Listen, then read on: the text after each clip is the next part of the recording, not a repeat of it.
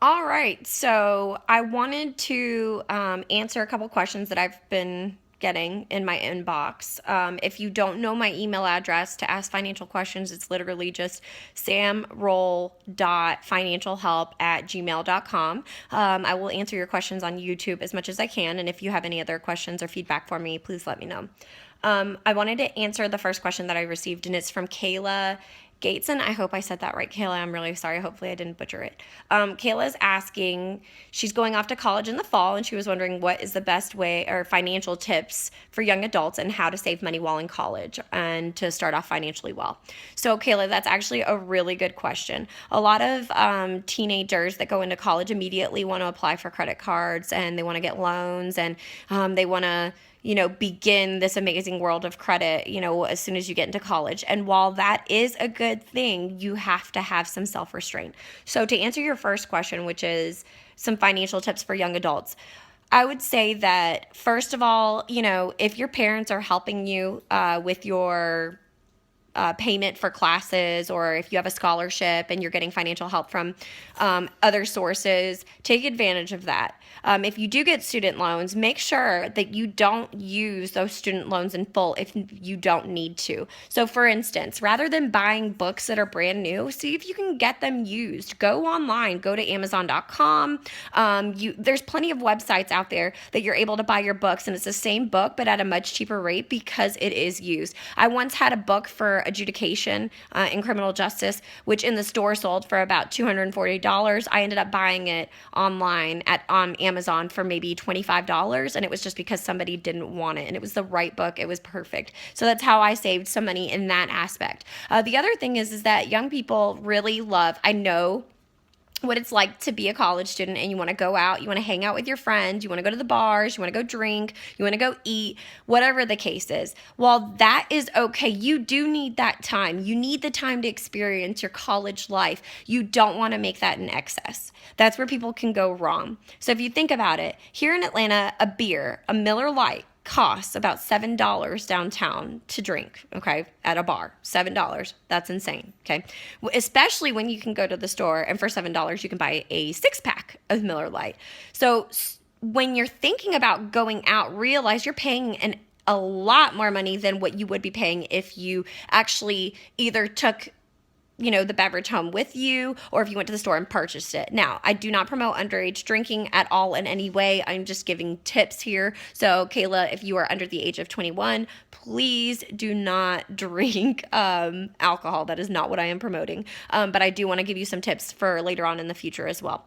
The other thing is that you're going to get a lot of offers, okay? You're going to get a lot of credit card offers. You're going to get a lot of people wanting to reach out to you, trying to take advantage of getting your business. Okay, let's be clear here. Credit cards can be your friend. They can, but you have to have self-restraint.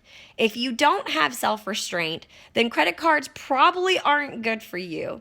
And I say that because I was once there. I started off in college, didn't have a credit card, nothing, got student loans. That boosted my credit score, so I was able to apply. And before I knew it, I had 32 credit cards. Yeah, that's scary. They weren't all racked up, but I had applied for 32 credit cards. Again, scary. Okay. Took me a long time, but finally, I'm actually proud that my credit score is back in the 800s now, but it takes some time. And if I didn't have the financial background that I do, I don't know that I would have gotten there as quickly or even as easily. So please be mindful. Although it sounds great that you're going to get 15% off this or 20% off that or $50 back on this, be mindful of the fact that credit can ruin you for the rest of your life if you don't treat it correctly, if you don't manage it the way that you're supposed to. This is a big, big deal. So my recommendation for a credit card, I always would say, if you don't have student loans, if you don't have any credit history, the best thing to start off with is a store credit card, okay? Because one, it's less tempting. You don't have the Visa logo, you don't have the MasterCard, the American Express logo on it. You can only use it in that store. My first credit card was Abercrombie and Fitch, as funny as that is. And I still have it. And I was given, I think, like $100 or $200 limit when I first got the credit card. All they do is they base it off of your checking account and your routing number. They want to make sure that you're in good standing with the bank. And that's how store credit cards are usually given to you. Now, The reason why it was good is because I knew that I could only spend or use the credit card in that store. I couldn't go to a gas station. I couldn't just say, hey, I want to get a drink, or hey, I want some Starbucks, or hey, this or that. It was only meant for Abercrombie and Fitch. So anytime I went to the mall, if I needed to buy something, I would buy it. Now, don't make the mistake I did. If you don't have the funds in your checking or savings account, do not buy it. Do not buy it. It is not good for you to buy it. I use my credit cards as if it was a debit card. If I don't have the funds in my checking account, I don't use the credit card. It doesn't work that way. Okay? That's how you get yourself wrapped up in situations that you don't want to get wrapped up in. It is really easy and possible for you to start your credit life in a great light when you get out of college. It just is based on how you treat it while you're in college and how responsible you are with managing it, okay? So I would recommend that first, if you are living off student loans, like I said, create a budget for yourself. With a budget, with your student loans, I want you to look at how much are your books, how much are your classes, because these are your needs versus your wants. Your needs need to come before your wants always, okay? So your needs are going to be things like your living expenses, your utilities, water, food, anything, your car, insurance, things that you need in life. Your wants are going to be going out and drinking with your friends, going out and eating, going to the mall and shopping, buying clothes. Everybody loves buying new clothes, but if we've got enough, you don't really need them in that moment. But needs and wants is something you really need to define within your head. Once you get your budget of what your needs actually are, take that loan amount and I want you to lay it out, and I need you to look at how much it's going to cost you per quarter or per semester, however your school is designed, okay?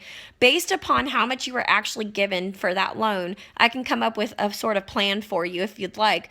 You can email me and give me that information. You don't have to give me any sort of personal information in detail like your accounts or anything like that. No, just tell me how much your loans are and how much you're going to spend within the quarter, the year, whatever the case is, and I can kind of come up with a little budget for you and help you out in that aspect. But that is the first thing. The other thing you may want to also do is come up with different buckets, savings buckets or spending buckets. So, for example, I have a checking account that I use for my bills, and all of my bills come out of that checking account. I have another checking account that I use for grocery shopping. So I give myself a limit every 2 weeks of how much money I can spend on groceries, right? And this is a great way for me to be able to see where my money is actually going. Am I using all my money on food? Am I getting money left over?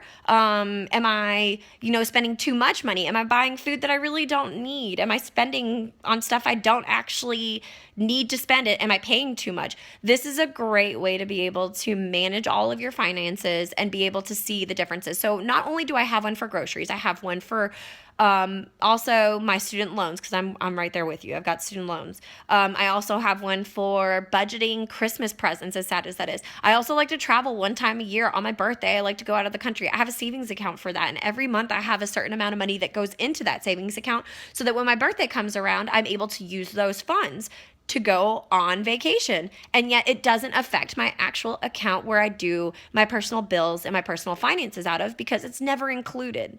The other thing that you can also do is, let's say you have an expense. I'm going to use a gym membership as an easy example, right? So let's say you have a gym membership as that's automatically being drafted out of your account, right? Well, you're going to college. Now you don't have that gym membership anymore because of the fact that you are going to college and that gym doesn't exist. This is just an example.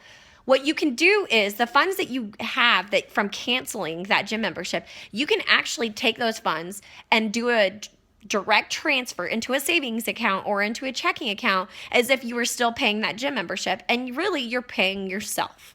That is an easy way, because look, you lived without it while you had the gym membership.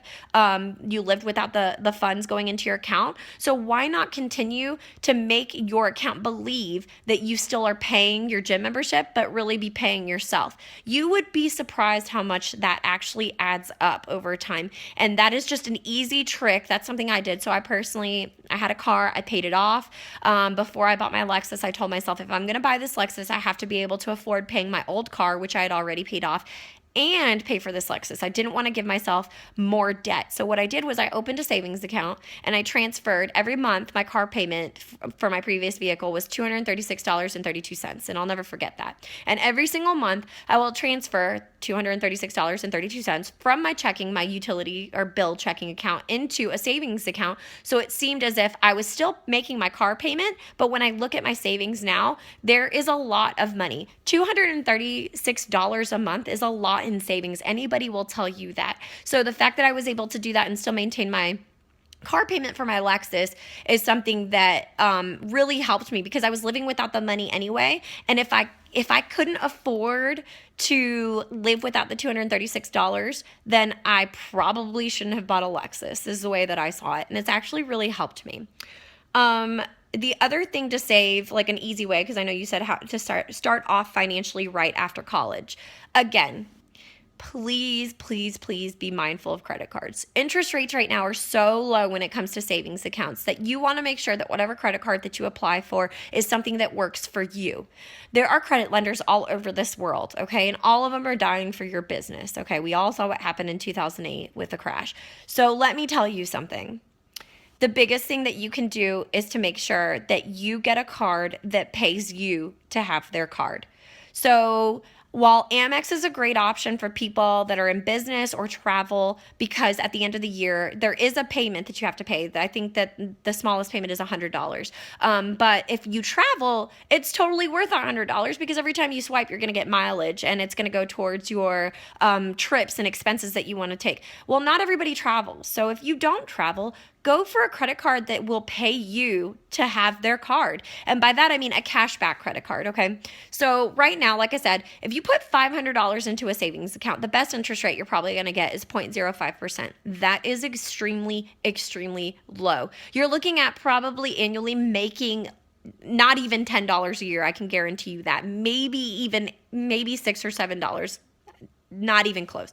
It's not going to be something amazing. If you get a credit card, though, and you manage it properly the way that you should, you can actually make money. And by the end of the year, you could have up to $700 in excess just from that credit card paying you back. So for instance, the bank that I work at, we have a credit card that's 5% cash back. If you put all your utilities, and obviously this varies based upon how much you pay for bills every single month, but when I calculated mine, if I put my utilities, my mortgage, and all of those bills on that one credit card, I could earn up to $740 back a year.